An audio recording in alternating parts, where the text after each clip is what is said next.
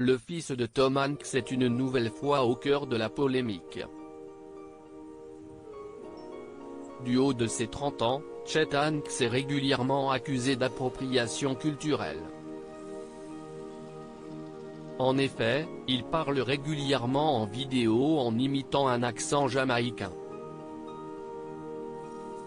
Dimanche 8 novembre 2020, le jeune homme a une nouvelle fois été critiqué pour avoir imité ce qui semblait être du patois jamaïcain, une langue créole basée en anglais avec des influences ouest-africaines. Sur Instagram, Chet Hanks avait en effet partagé une vidéo dimanche 8 novembre 2020 suite à la victoire de Joe Biden aux élections américaines. Dans cette dernière, il disait à demi-mot de respecter la défaite de Donald Trump avant de se lancer dans une tirade en empruntant un faux accent jamaïcain. Si Chet Hanks a de l'influence et est suivi par 355 000 personnes sur Instagram, tous ne sont pas en accord avec ses actes ainsi que ses propos. Dans la section des commentaires, ils ont été ainsi nombreux à réagir. Cela me met mal à l'aise. Pourquoi les gens acceptent-ils que les personnes blanches se comportent comme des personnes noires?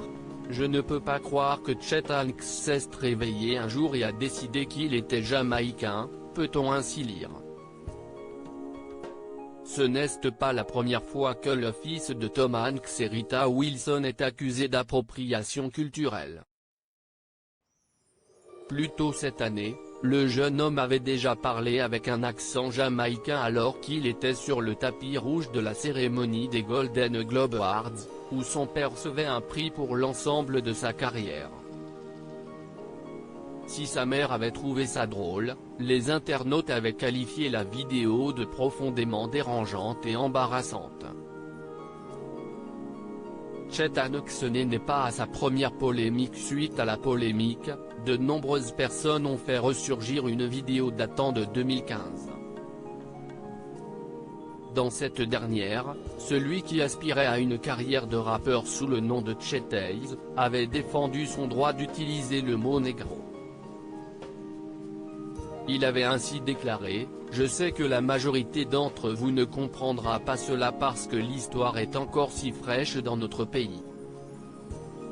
Mais le hip-hop n'est pas une question de race, si est-il la culture à laquelle vous vous identifiez. Personne ne peut me dire ce que je ne peux pas dire. »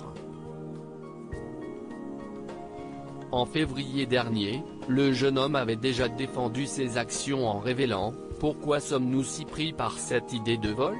Pourquoi sommes-nous si prompts à être en colère et tendus face au flou des communautés raciales, au lieu d'être simplement accueillants à son égard ?»